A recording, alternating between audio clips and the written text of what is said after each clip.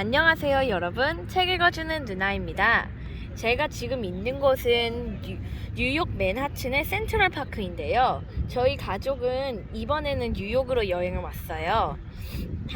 거기 캘리포니아는 여기 미국의 완전 그 서쪽 끝에 있고 여기는 동쪽 끝에 있으니까 거의 다른 나라 여행 오는 거랑 마찬가지인데요. 그래도 비행기 타고 한 5시간 정도로 제법 무난하고 재밌게 왔습니다. 여기에 있는 예쁜 도시를 한번 구경해 보세요. 그래서 뉴욕에서 제가 소개할 책은 퍼시 잭슨 and the Olympian 시리즈인데요. 미국에선 이미 굉장히 유명하고 영화로도 만들어진 시리즈인데 한국에서는 별로 잘 알려지지 않은 시리즈예요. 그게 한 번역판이 있기는 있는데 저는 그렇게 번역판이 좋다고는 생각을 하진 않아요. 뭐 Wings of Fire, Warrior Cats 뭐 그런 시리즈가 그렇듯이요. 이 책을 지금 제가 여기서 소개를 하는 이유는 이 책에 나오는 퍼시 잭슨 여기 이 친구인데 이 커버에선 제대로 안 나왔어요. 공식 웹사이트에 가시면 굉장히 잘생긴 버전의 퍼시를 보실 수 있습니다. 여기 나오는 우리 친구 퍼시 잭슨이 뉴욕 맨하튼 지금 저희가 있는 곳에 있는 작은 아파트에 엄마랑 같이 삽니다. 그러면 퍼시 잭슨의 가벼운 줄거리 소개를 해드리자면 여기 보면 Olympians이라는 글자에서도 짐작을 하셨다시피 그리스 신들에 대한 이야기인데요. 퍼시는 반신반인이에요. 그래서 이 친구 아빠는 포세이돈 바다의 신이고 엄마는 인간이에요. 그래서 여러 가지 바다 관련된 능력이 있고 여기 보시면 페가수스입니다.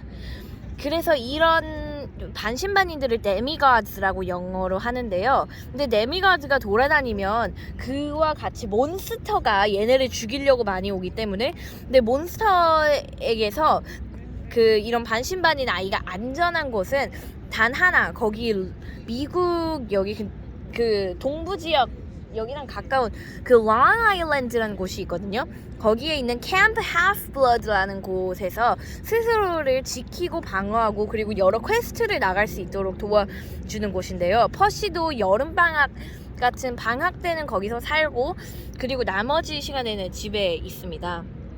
그리고 그런 데서 퍼시와 퍼시의 친구들이 여러 가지 퀘스트에도 나가고 그러면서 벌이는 이야기인데요. 이거는 3권이에요. 1권은 저희가 지금 안 들고 와서. 근데 이게 제가 개인적으로 퍼시 잭슨이 정말 좋은 시리즈라고 생각하는 이유는 거기서 신들과 여러 가지 몬스터들을 다 모던화 시켰는데 그게 너무 찰떡같이 잘 맞고 너무 창의성이 뛰어나다고 생각하기 때문이에요.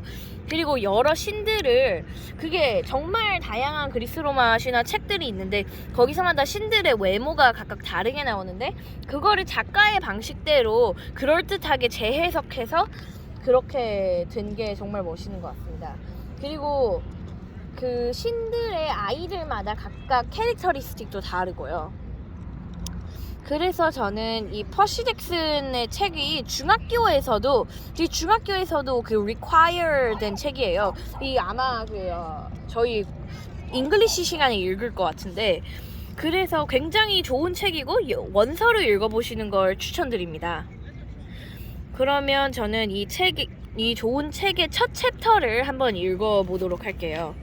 그게 대충 이해는 다 되실 거예요.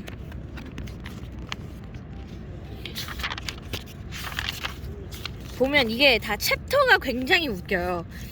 My rescue operation goes very wrong. 그리고 I learned how to grow zombies. I break a few rocket ship. 그리고 I wrestle Santa's evil twin. 뭐 약간 제목이 굉장히 웃긴데요. 그래서 이런 거를 보는 그런 약간 쏠쏠한 재미도 있어요. 자, 그러면 첫 챕터 읽어보도록 하겠습니다. 기억하세요. 이건 3권이에요. 1권은 따로 있습니다.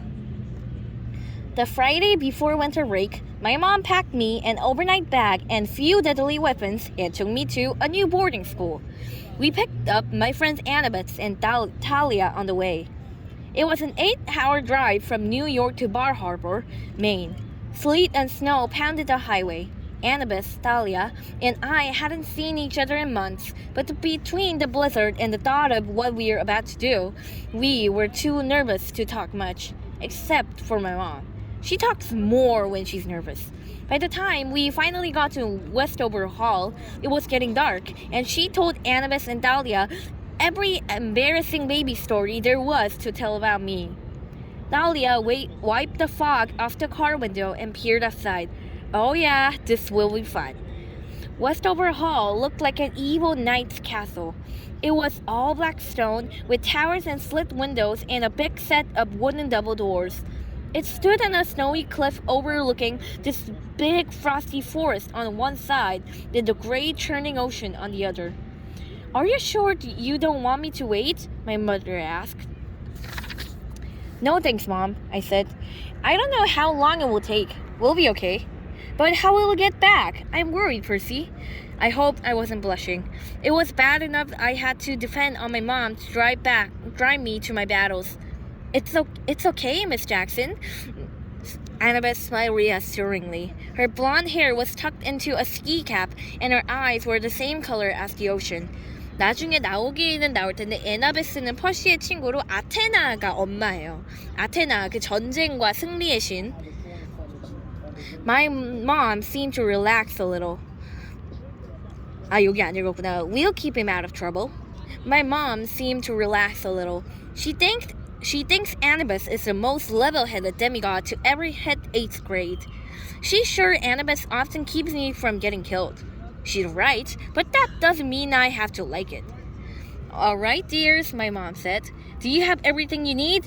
Yes, Miss Jackson. Thanks for the ride. Extra sweaters? Do you have my cell phone number? Mom, your ambrosia and nectar, Percy? And a golden drachma in case you need to contact camp? Mom, seriously, we'll be fine. Come on, guys. She looked a little hurt, and I was sorry about that, but I was ready to get out of the car.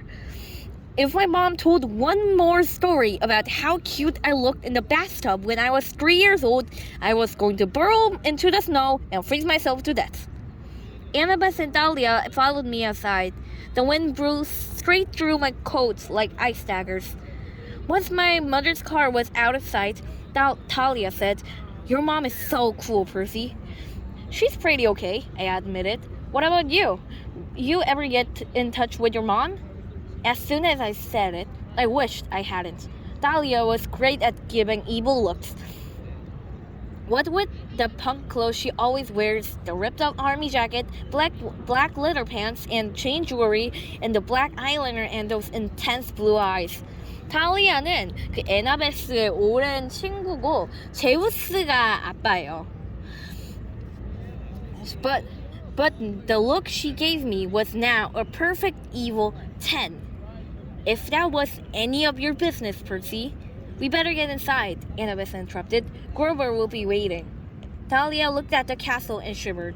You're right. I wonder what he found here that made him send a distress call. I stared up at the stark towers of Westover Hall. Nothing good, I guessed. The oak doors groaned open, and the three of us stepped into the entry hall in a weird swirl of snow.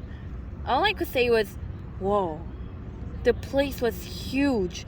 The walls were lined with battle flags and weapon displays, and antique rifles, battle axes, and a bunch of other stuff. I mean, I knew Westover was a military school and all, but the decorations seemed like an overkill, literally.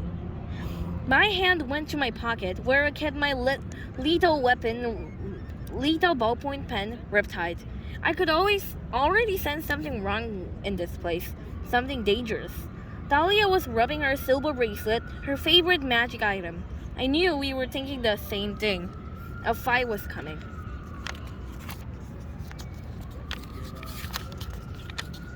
Annabeth started to say, I wonder where.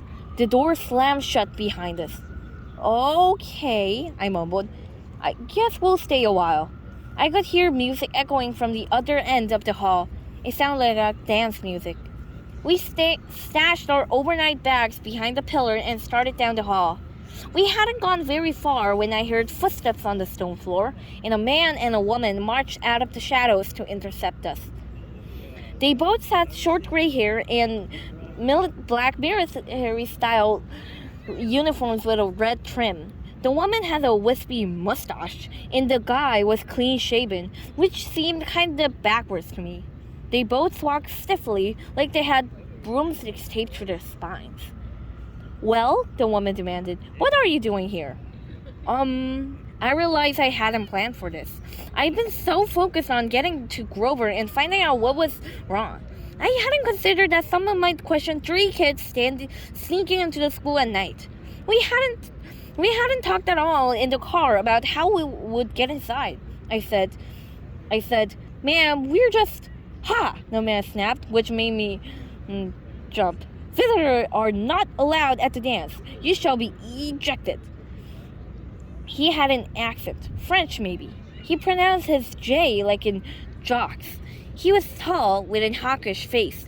His nostrils flared when he spoke, which made it really hard not to stare up at his nose, and his eyes were 2 different colors, one brown, one blue, like an alley cat.